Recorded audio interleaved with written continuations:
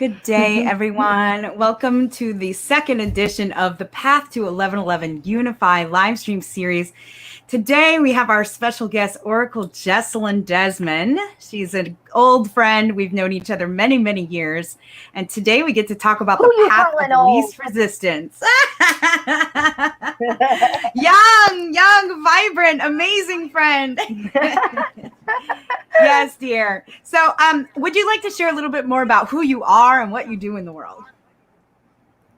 Wow. Yeah. Well, first of all, Anastasia, I want to thank you for doing this. I have seen you grow this whole process and really expand into your fullest capacity of what it means to be human on this planet, but then also bringing your messages to the world. So it's really beautiful.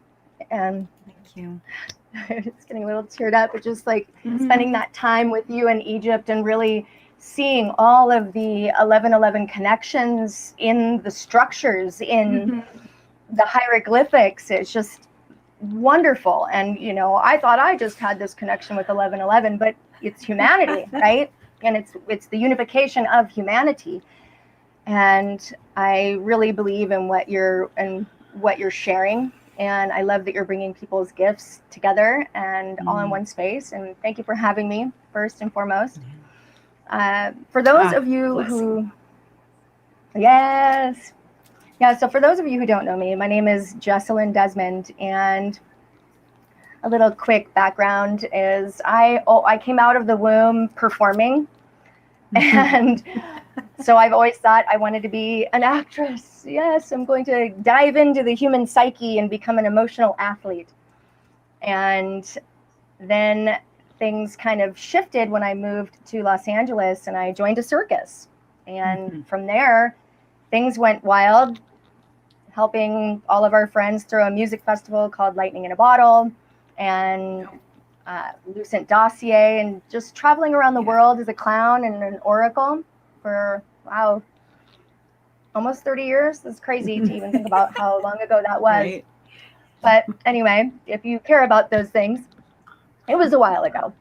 Yeah. So I grew up in a really, you know, my family they're good people for the most part, but I definitely grew up in extreme poverty. And there were times that we had to steal food to eat. But my mom still kept me in all the plays. My first professional play was when I was 3 years old. And I was a Tin Man Shiner and a little bat and a little munchkin in the play Wizard of Oz at Caesar's Palace. And so I thought I'd be this big actress one day. And just turns out that I'm this wild character clown, psychic clown, you know. And that's also a really wonderful thing I would like to share with everybody is even if you don't believe you are, everyone is psychic and everybody has the ability to tap into that source. And that's one of the reasons why I wrote my book, because I believe that when we have all the tools available to us and aligning your spirit, body, and then mind is what creates the path of least resistance. And when you are in that flow, you can call it the flow state. It's when all the things are aligned. It's who you be, who you say, what you say, things you think. Everything is in alignment.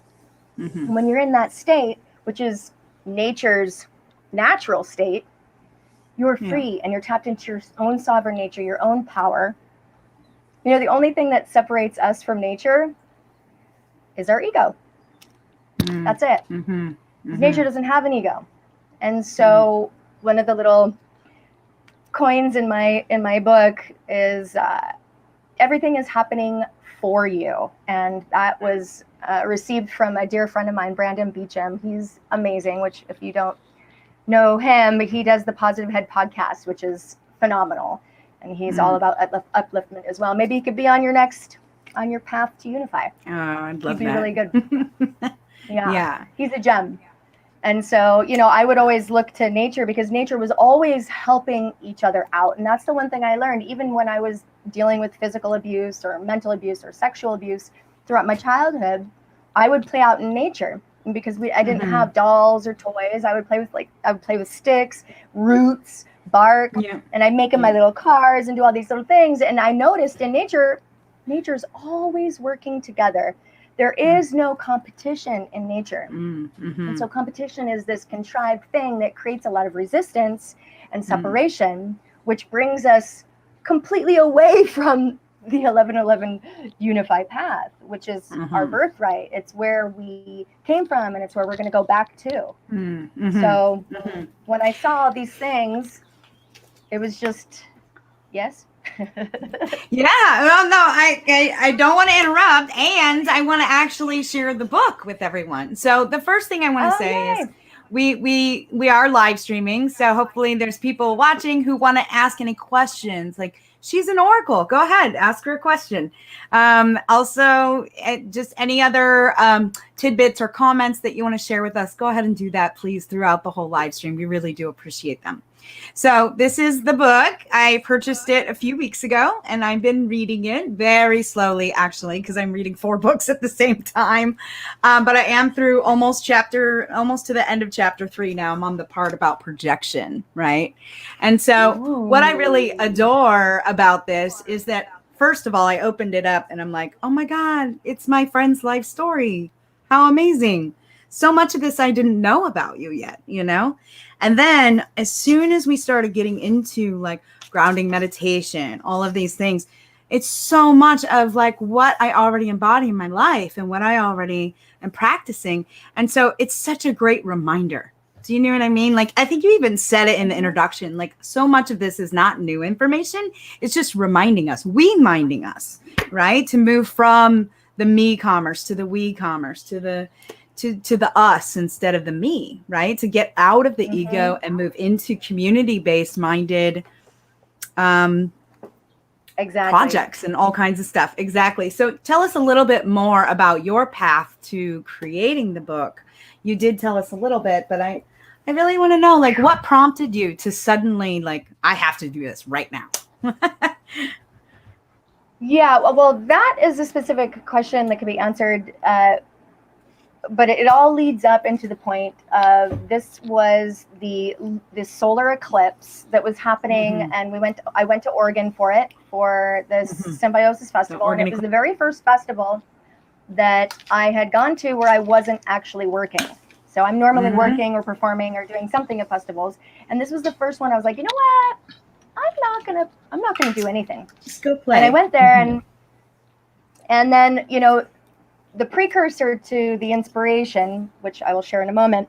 So the precursor to that is my whole life, people are always wondered, why am I so happy? Why are you so happy? Is she really that happy, or is she just faking it? Are you sure she's really that happy? I don't know. No one's that happy.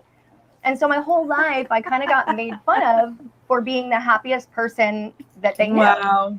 And it was really hurtful because I was like, why would I fake happiness? Like, you know, any life outside of my home life, which is where the nasty, the shitty, the foster care and all that weird family stuff. When I was out of family, I was the happiest because I was free and it was real. And I just felt so misunderstood my whole life. And, you know, my dear friends know me. They know me that I'm just that way. And people count on me. So if I do have a bad day, you better let me have a bad day. It's not very often, but but I've had friends be like, are you mad at me? I was like, no. I was like, don't take it personally. I was like, I actually just have naturally resting bitch face, which I didn't know that. Like, no one tells you that growing up. But when I'm not like supercharged up, I looked in the mirror and I kind of just did this thing, and my natural look, it's like that resting bitch face, and I didn't know that I had that. So I have definitely, a lot of people have misconstrued that. But on top of the fact of that I'm the happiest person that I know and that my friends know, when we were at this solar eclipse, we were just getting ready to go out, and everybody's like, okay. And I was like dressed to the nines, whatever, you know, whatever that means. Yeah, but, of you know, course. Because I always dress weird. Like I always dress like off, but it's my own off. And I like it. But I was ready to go. And then all of a sudden I'm sitting there and I'm looking at this moon, and it just like, I feel like this surge going through my fontanelle, down the back of my neck, shaking. And I just was like looking around. I'm like, what am I looking for? I'm like, paper. It was the first time I didn't bring a journal with me. So I'm looking around and I see Trader Joe's bags. So I just immediately start pulling the food out of the Trader Joe's bags, ripping them up into these pieces of paper, and I just start writing. And my friend's like, "Are you coming?" And I was like, yeah, I'll be there later. I'll meet you guys there. Just let me know where you're going after that. 3 days later, I did not go out dancing. I stayed in that chair. The only time I left was to go to the bathroom or to like eat watermelon. And I basically just was writing down all of my philosophies in life that this light was showing me that I needed to write down and share with the world. And the feeling that I got was that I didn't go through all of that, all of the trauma and all of the abuse and all of that for nothing. That it was my duty and my responsibility and my honor to share that with the world so they can be like, get over it. Right? But I wanted to be able to just share my perspectives with people so that you don't have to go through the trauma, unless of course you want to, because there is that too. You know, like some people do, some people are masochists, which, you know, that's fine. I was when I was younger too, because I didn't know better. But I know better now. Sorry. It's all good, honey. It's like this, you know, everyone has their own soul contracts, right? And so some people are, you know, they come into this incarnation needing to move through certain traumas and certain issues to come to the other side and actually heal those issues. And so much of what you teach is really, to me, simple tools that are really, really, really tangible. Like even just the grounding exercise, like go put your feet on the earth, you know. It's like so simple to just go be with nature. I think one of your quotes was like, to be in nature to nurture, right? Like, or to be in nature to nurture yourself. So I just love that. I did not know that you did this at Oregon Eclipse. Oregon Eclipse was definitely a very impactful, very potent event for everyone. And so grateful to have been there and seen you and several friends.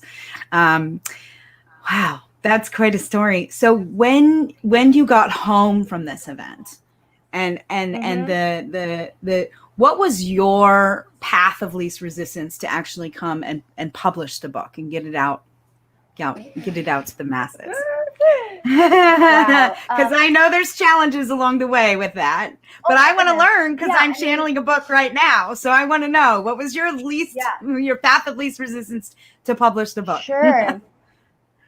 Well, I think what started happening from that moment forward is that my clients that would come to me for oracle readings, so they would come to me once a month for their monthly oracle reading, that started turning into weekly coaching for my clients, where I was then able to use this information that I had been using in my own life, but it was almost like I was channeling to write all the information down in one place so that I would have my own tools right in front of me. And how I like to use this information too is if I'm feeling stuck in a place, you know, I'll ground myself, I'll take 3 deep breaths and I'll flip to the page, and wherever it ends up is the answer, because you can use the book like an oracle. And so love that. Once I realized that I was actually not only, because previously up until the Oregon Eclipse, I was just divination. I was just channeling clairvoyance, cognizance with my clients. And people are like, oh my God, do you remember what you told me that one time? And I'm like, no, because it's not really me. I'm just letting things move through me.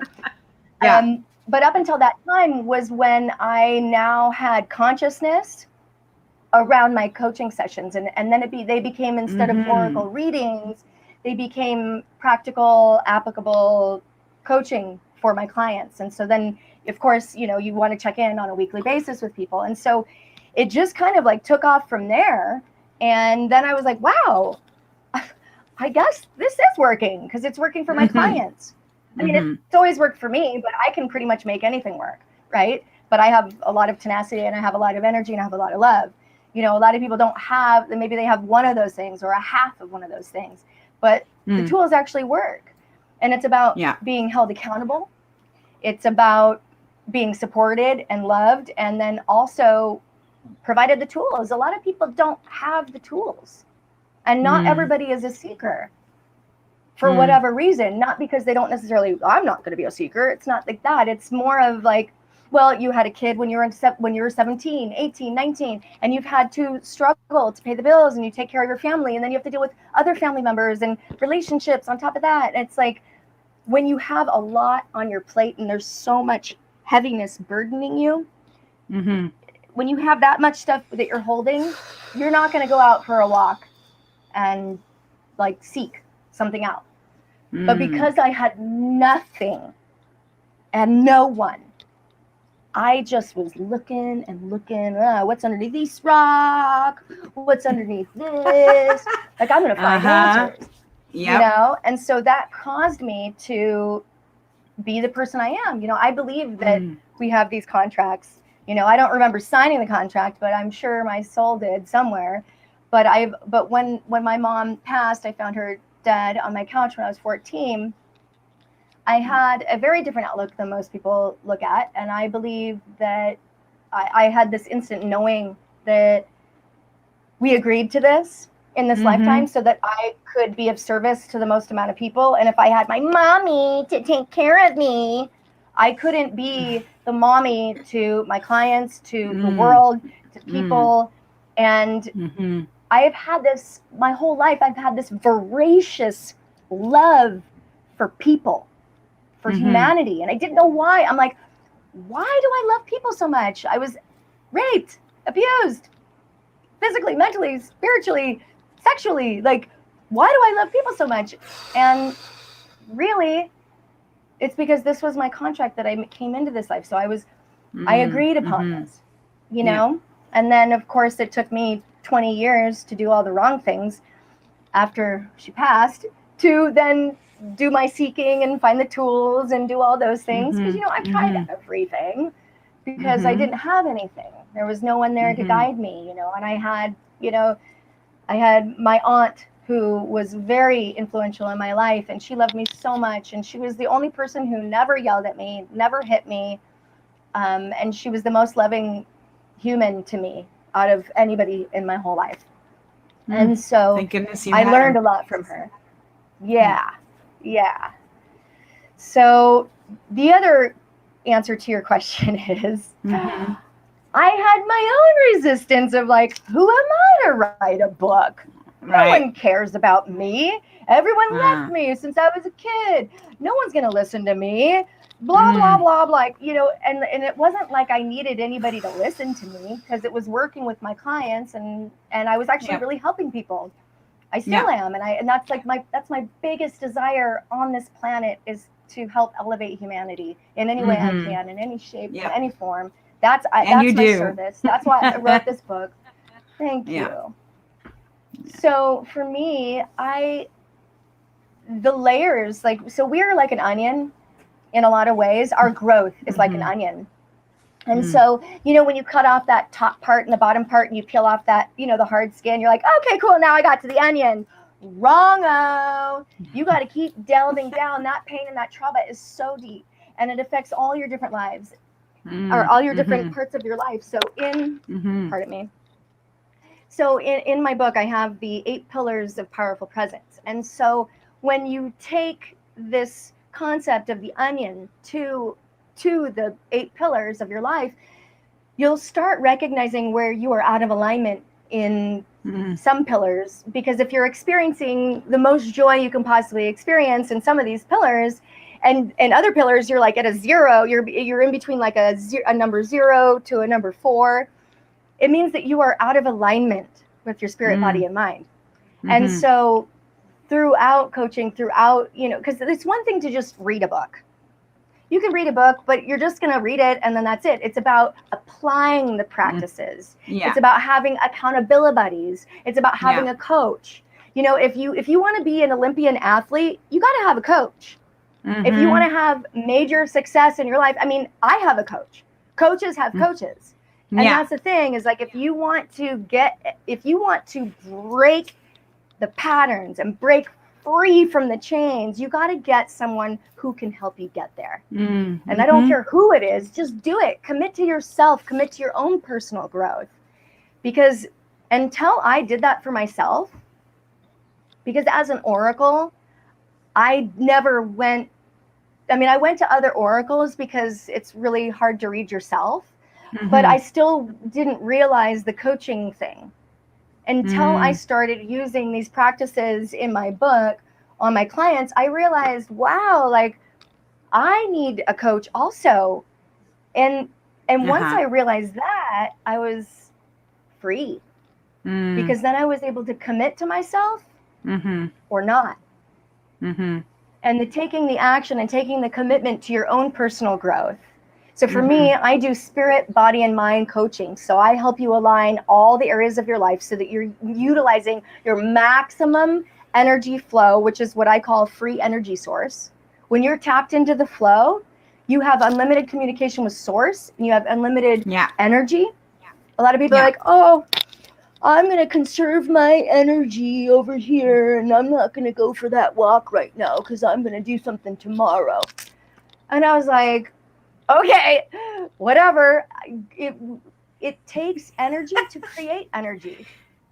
So if you just generate from a selfless place of love, and I'm not saying like give a bunch to a bunch of people who are ungrateful or whatever, but I'm talking about free energy. It really, really, truly is free energy, which I go into it in my book. But it's this passion.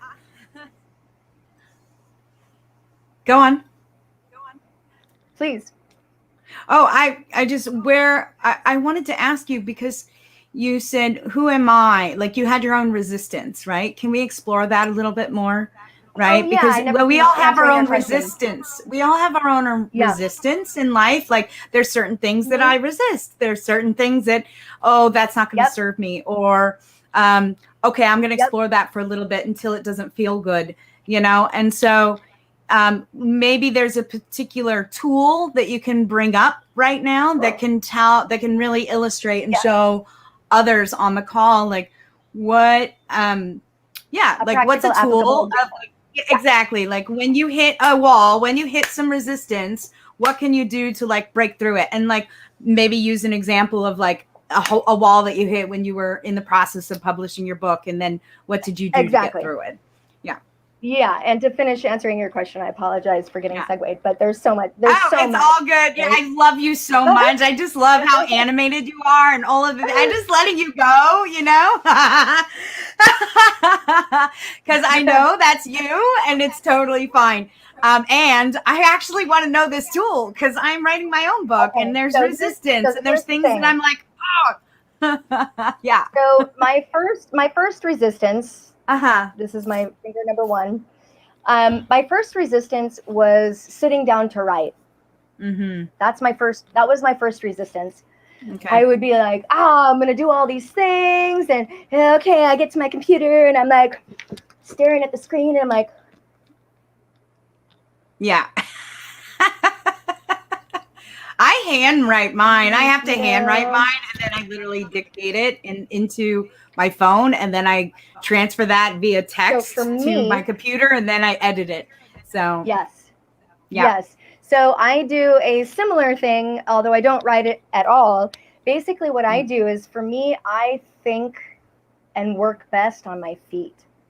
And so if you're one of those people that when you go and make that phone call that you need to make, but you're kind of uncomfortable or whatever, if you're the type of person that's on the phone and you're pacing around your house in like this whole track and you're going around pacing, then that means that this method is going to work for you, which is voice to text on your phone. Make sure you go to a place that you can do this at and just basically start sharing your stories. So that's how it started coming out, because I couldn't write as fast as my brain was. Exactly. I can't, my hands are like, I'm opening hands. Exactly. I can't write as fast as my brain is going. But when I speak, I can go and it's done. So that was the first tool that I discovered, because I was actually looking at all these apps, this voice, like, script writing programs and all these things that were you just dictate to it, and it was like $3,000. No, I use Otter. The cheapest one I found was the cheapest one I found was $300, and then I looked on my phone and it said notes. I was like, notes. Click notes, speaker, boom, free app. So I was like, okay, so that's basically how my book got written. But it wasn't until, so I wasn't making any progress on my book after the organ eclipse, because I had 16 brown newspaper bags ripped up into things. It was like a stack of information like this, but it's all crinkled and whatever. And then I was like, okay, well, I have to put this into my computer, blah, blah, blah. Yeah. And I was like, but I still need to keep writing all the things that keep coming through to me that I would make a note of. Yeah. And so you got to plan your work and work your plan. So that's number 2. So if you're committed to something, you have to commit to it. And what that means is you actually have to create a plan to do that, which means putting it in your scheduler, putting it in your calendar. And then on top of that, if you're like me, set an alarm for yourself that will actually trigger you, that you actually have to do something in like an hour, so that way you can actually go to the bathroom and eat before you actually have to do this thing. Because otherwise, when that alarm goes off, you're like, well, I have to eat and I have to go to the bathroom, so I can't do this. So basically creating a foolproof plan for you to bypass all of that BS that always gets stopped in your way, right? So that was number 2. Number 3, the other thing that I realized is, once I realized that I had to create a plan and plan my work and work my plan, I realized that I get distracted easy. Turns out, so in order for me to actually sit down and write, I actually had to plan a trip for me to go to Costa Rica in the middle of Arenal and write in a hotel room with these waterfalls, and that's all I did for that period of time. Yeah. And that was awesome. And then that was the second chunk of my book that I put together. But I still was like, when I came back here, I was like, like distraction after distraction. Distraction after distraction, especially living in Los Angeles.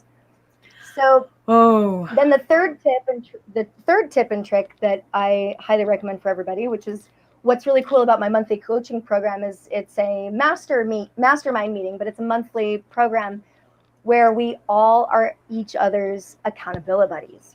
Yes. Because for me, if the thing comes up on my thing and it says, I have to do, 20 minutes workout, 20 minutes meditation, I'll be like, well, I have to eat. I have to, do these other things. Yes. But if I'm doing it with somebody else, so I have an accountability buddy, I will never let somebody else down. So then I started doing workouts with my friends, doing Zoom workouts with friends and just accountability buddy stuff with all of my goals. And so that's the third tool that people can whip out and use. Yeah. Love that. And once I had this accountability within all the things that I wanted in life, it was really about nurturing those experiences, because you always have friends in your life that want the same things as you. Yeah. There are. Yeah. I mean, even your neighbor wants to have a better workout program. So get your neighbors together and go on a neighborhood walkabout at sunset every night. Like, create an experience that is fun and playful. And bringing fun and play is the fourth tool that I'd like to share with you on this call, is that really, when you are having fun, there's nothing like it. And everybody is magnetized to you, and they don't know why. Because people don't want to work with people who are jerks or unpleasant or harsh or mean. Right. Yeah. People want to work with people that are happy people. So be happy people, you have happy life, right? So in that, you don't have to necessarily fake it, but you can fake it till you make it. And it actually does work, because we are biofeedback machines. Yeah. And finally, science has proved what all the hippies knew all along, is that your thoughts create your reality. Mm-hmm. So with affirmations, these, you know, beautiful hippies are like, this stuff works. They're like, I love myself. I love myself. It actually starts working on it. You actually fake it till you make it. It's called practice. Yeah, totally. Anything, you want to ride a bike, you want to be a pro, you got to practice. You want to be happy in your life, you have to practice being happy now, right? So it's, you know, we are biofeedback machines. So whatever information that you're putting into this little sponge that I call a brain will then start showing you what it is that you're putting in. Do you have any, how do we know if someone is on right now? Because I'd love to answer a question. Sure. We have a little friend in the back there. Hi. I love the cover of art on the book. Can you share how you came up with that particular artwork for the cover? Ooh. So this is what it looks like. Boop-a-doop-a-doop. Double team. Back again. So first of all, this is the staff of knowledge and information that's behind here. So these are 3 different things that were layered over each other. So there's this auspicious drawing. It's in the Eastern culture that is indicative of all of the information in the world for us to access within doctrine of truth, which means the truth of nature, the truth of life, the truth of everything. And so that's this image here, which then comes down to here. Then we have the koi here, and that is everything that serves nature. It's the duality, it's the yin, it's the yang, and it is, there is nothing separate from nature. It's everything is together. So then there's that, and that's also another auspicious Eastern drawing that I have, you know, discovered in my times.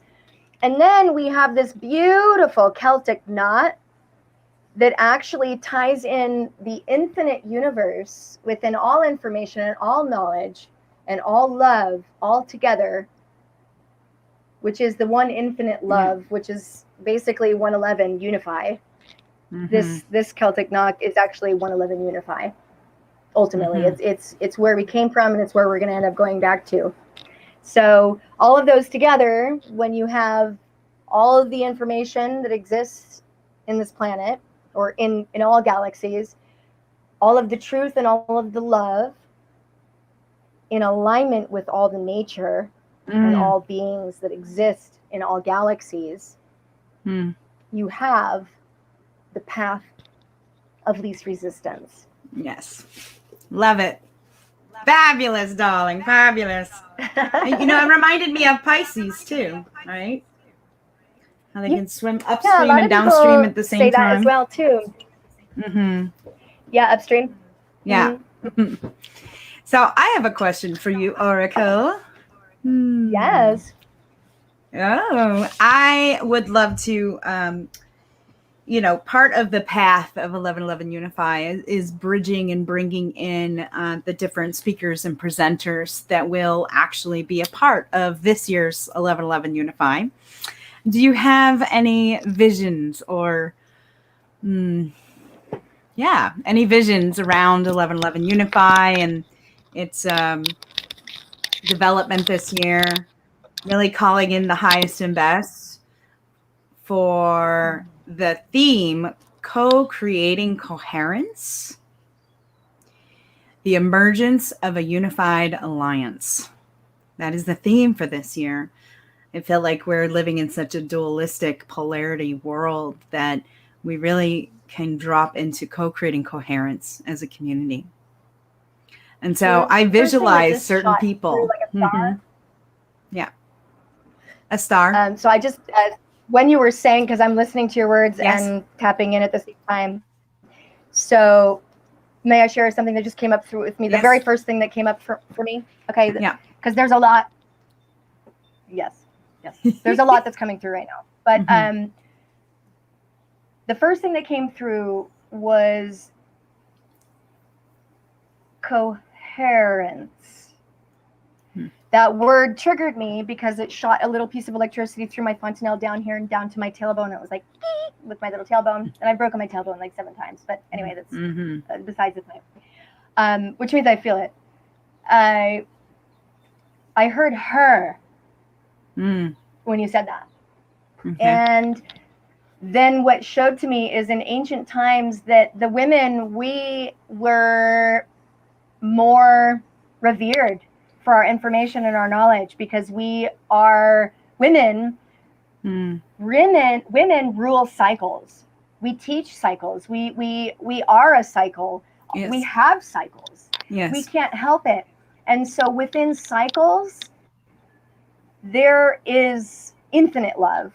And so the first thing that came through to me, and it felt like a little electric star shooting out, was that, and this is not to segregate men because that is not what I'm trying to do here. But the first thing I said is, where was this first ancient feminine information, and bring those people in, bring in the femininity, because we're still unbalanced.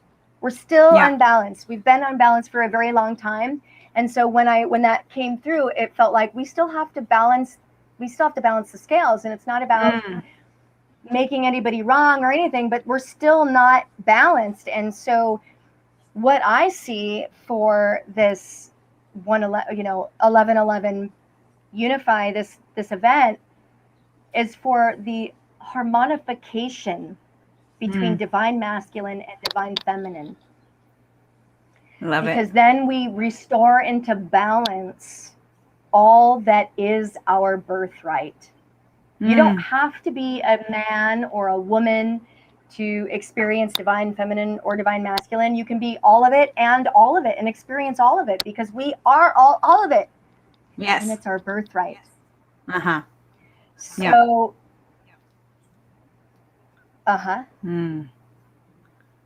Okay.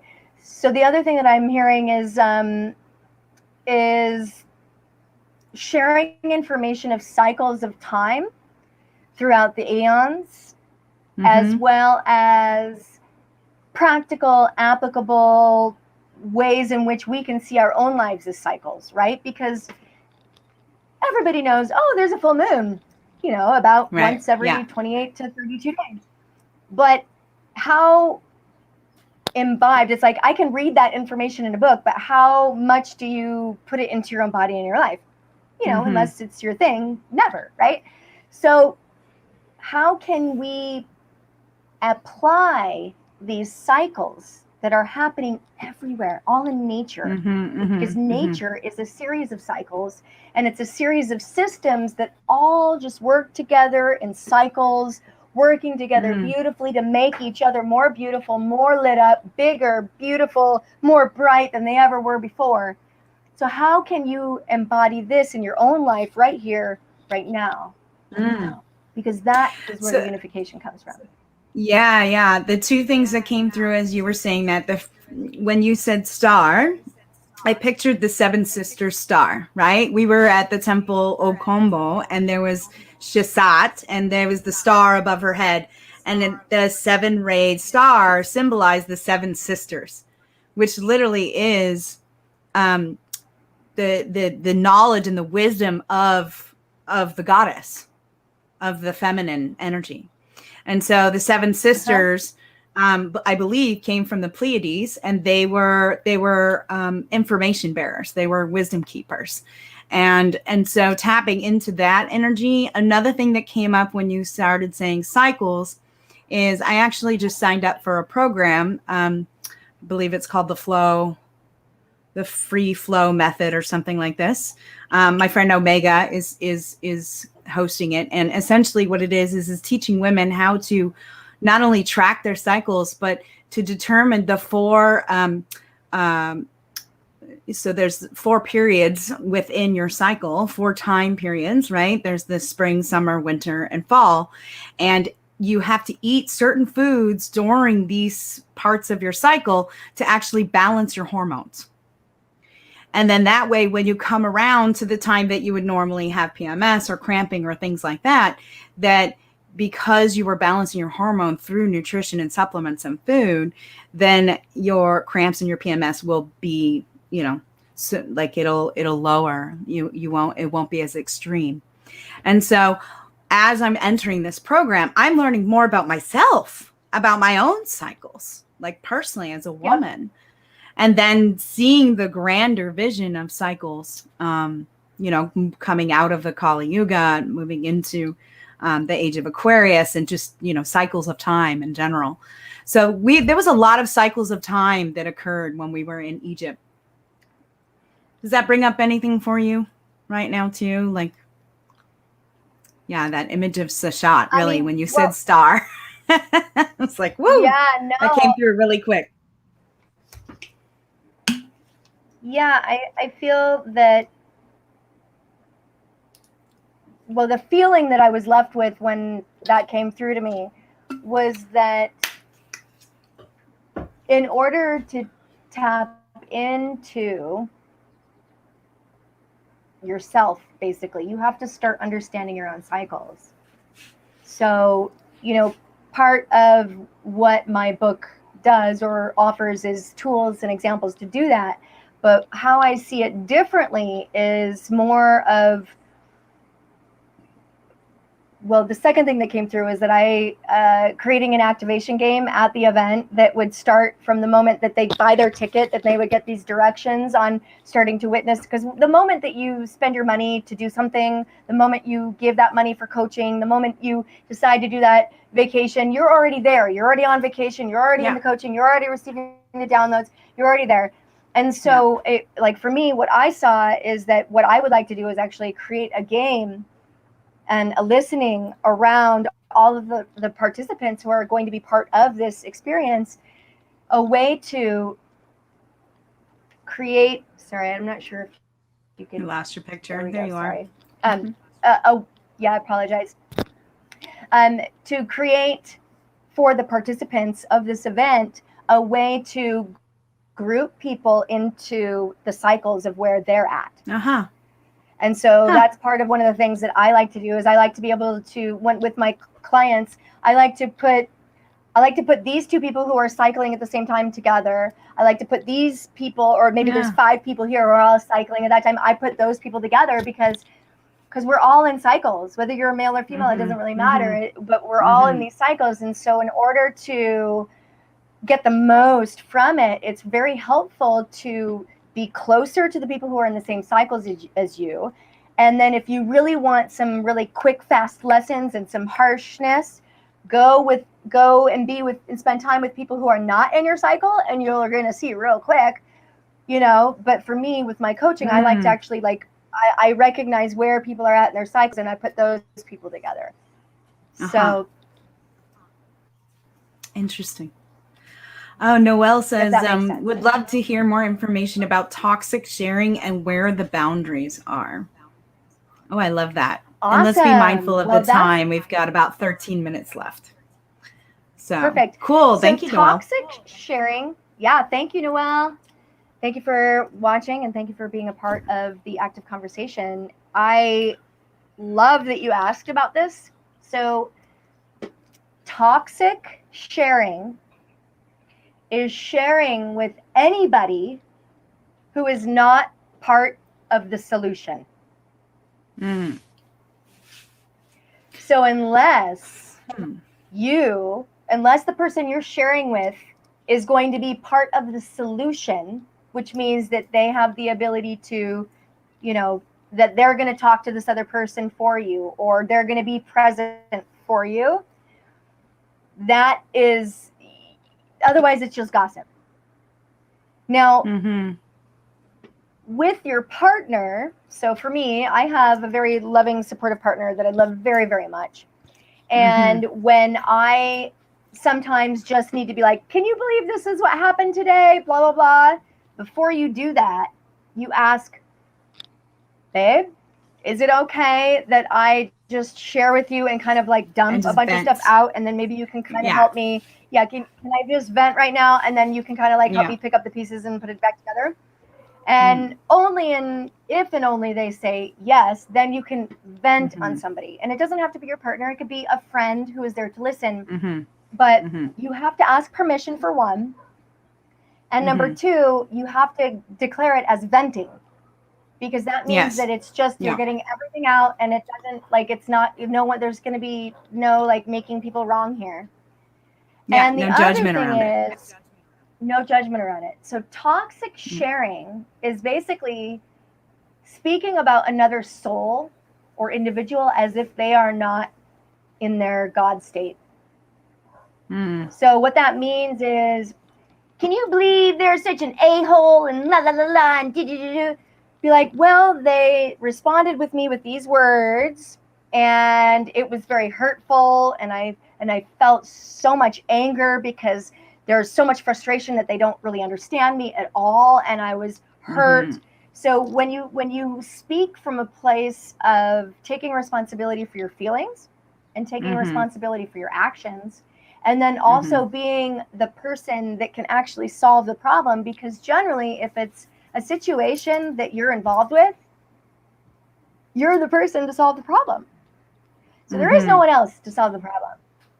So when I seek out, for instance, something happened with this dear woman that I love that started attacking me, and I was just like, I consulted a friend who also is her friend, and I said, I would like some advice, please.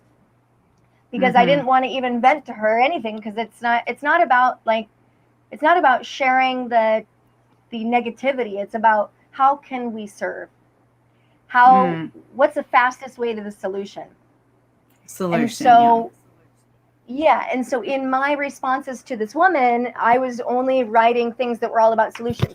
How can I help you here? Give me an answer here, give me an answer here. And I wasn't getting any answers or any responses except for attacks, name calling, this, and this, pointing at me. And I was just like, I love you. Stop doing this. So, right? And so, and things are challenging, and things can be challenging with people who don't have tools and people who are not doing the work. And that's just life. Everybody is beautiful and lovely underneath, but it's how much.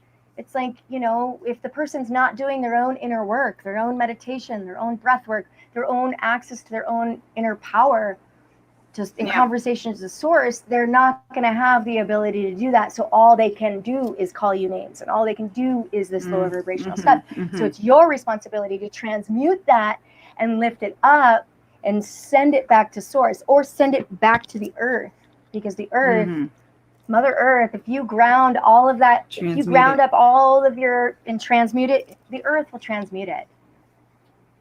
Yeah, I love it. Yeah, my relationship coach, Gabby, she calls it venting for victory, and is literally like, I just get 90 minutes of just like blah,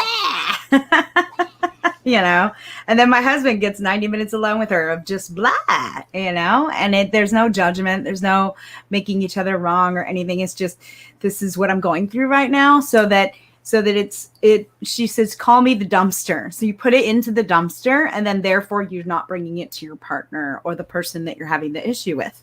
Exactly. And you can really come to them from a heart-centered place and feeling more balanced and in coherence.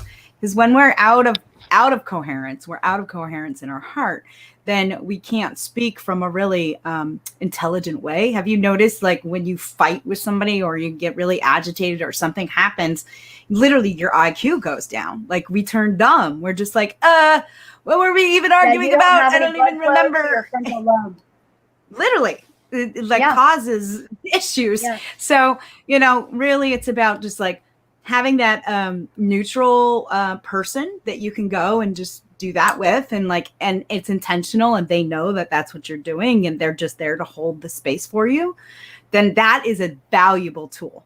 And so whether it's a friend, whether it's that tool, or that person, to find that person. But even if you don't have a physical person, what I like to do, which would be example number 5 of a tip and a tool, is to basically do free writing and write out all of your complaints and everything to this piece of paper. Just go as deep and as hard as you can on just like whatever, because this isn't even going. What I actually call that is ear pollution, and I try not to give anybody ear pollution. I don't want to, because we affect people's psyches no matter what, and so I don't even want to affect another person. So sometimes I just write everything out, and then you fold it, and as you're folding it, you fold it perfectly in half, into segments, and then you do everything ceremoniously, and then you just burn it. And then you just focus on solutions. So the next time you start writing, you'll be like, well, how can I be responsible for this? What can I do to serve? I love that. Yeah. That's if you don't such have a a good coach tool. and you don't have, it's totally. it's a practical, applicable thing you can actually do on your own without anybody else. Yeah. And you can do that around not even another person. You can do that around, what's no longer serving you in your life, what you want to let go of, whether it's self-doubt or procrastination or, you can literally just laundry list the things you really want to let go of. Exactly. To make it more use powerful the cycles of the and moon potent. to do that. Right. So on full moons, you want to write lists of things that you want to let go of. And on new moons, you want to write lists and put your energy and your focus on your new projects and things that you'd like to bring energy and bring vitality and life to. Yes, I love it. Perfect. Well, darling, we have just a few more minutes. Ooh, kind regards to Jesselynn. Oh, love you, cousin. Oh, hey, Suze. Hey, Suze in the house. Yes. Loving it. Love the support. So we have just a few more minutes, honey. I would love for you to please introduce your website, how people can get a hold of you, if they want coaching, if they want to buy your book, etc.